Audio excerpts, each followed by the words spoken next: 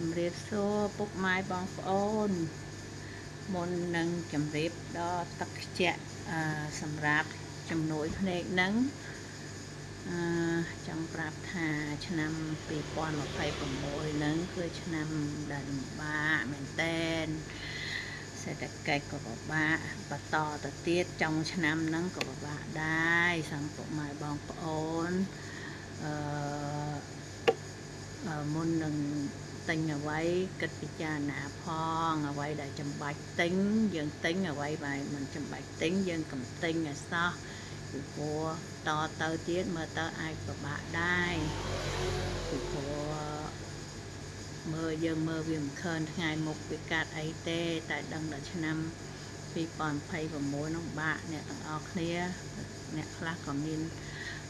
stress មានអីមានវិបត្តិផ្លូវចិត្តក៏ច្រើននិយាយរួមទៅអ្នកទាំងអស់គ្នាពិបាកណាសូមជូនពរអ្នកទាំងអស់គ្នាឆ្លងផុតឆ្នាំ2026ចូល2027មើលទៅថ្ងៃនោះអាចប្រសើរជាងតែសង្ឃឹមមិនបានប៉ុន្មានទេពុកម៉ែបងប្អូនអើយបន្ទាប់ពីនេះខ្ញុំចង់និយាយពីទឹកខ្ជាក់សម្រាប់ជំនួយបញ្ហាភ្នែកពុកម៉ែបងប្អូនកុំចាំដល់តែថាភ្នែកយើងឈឺខ្លាំងឈឺអីបានមកទិញផឹកវាមិនអាចជាលឿនទេដោយថាភ្នែកយើងមានបញ្ហាស្ងួតឬក៏មាស់អីហ្នឹងពុកម៉ែបងប្អូនអាចទិញផឹកបដាបានអានេះដោយសារការចែករំលែកដោយខ្ញុំបានផឹកជាពី10ឆ្នាំមុនហើយដូច្នេះជាការចែករំលែកឲ្យពុកម៉ែបងប្អូនចំណាយលុយតិចអាចជាបានភ្នែកដែលមានប្រសិទ្ធភាពដូច្នេះ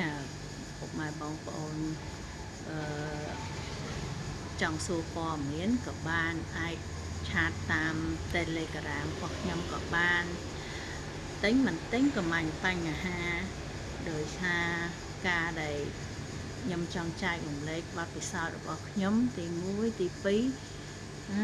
ឡូវទៅមើលពេទ្យចំណាយលុយច្រើនណាលុយក៏ពិបាករក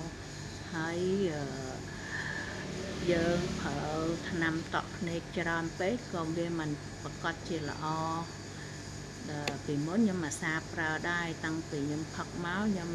នៅផ្ទះខ្ញុំមិនដែរអ្នកណាប្រើថ្នាំតក់ភ្នែកដូចមុនទៀតទេហើយដូចថាយើងអាសាដាំផឹក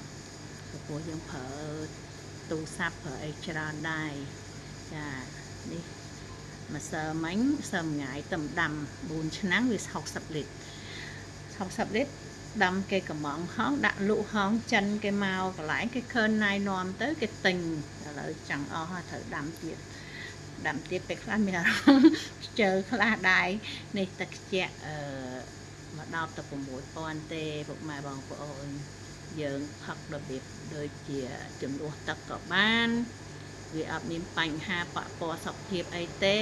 គ្រាន់តែបញ្ហាគឺអស់លុយតែប៉ុណ្ណឹងហើយអ្នកខ្លះផឹកឲ្យប្រាប់ថាស្រួលខ្លួនស្រួលអីតាមពិត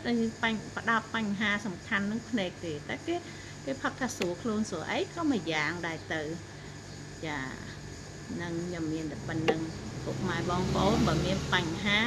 អីឬក៏មានអ្វីដែលអាចឆាតសួរតាម Telegram ខ្ញុំដាក់ខាងក្នុងเพจខ្ញុំនឹងក៏បានខ្ញុំមានពេលខ្ញុំឆ្លើយតបអត់អីទេសំខាន់កុំជេរទៅបានហើយណាពុកម៉ែបងប្អូនអរគុណជម្រាបលា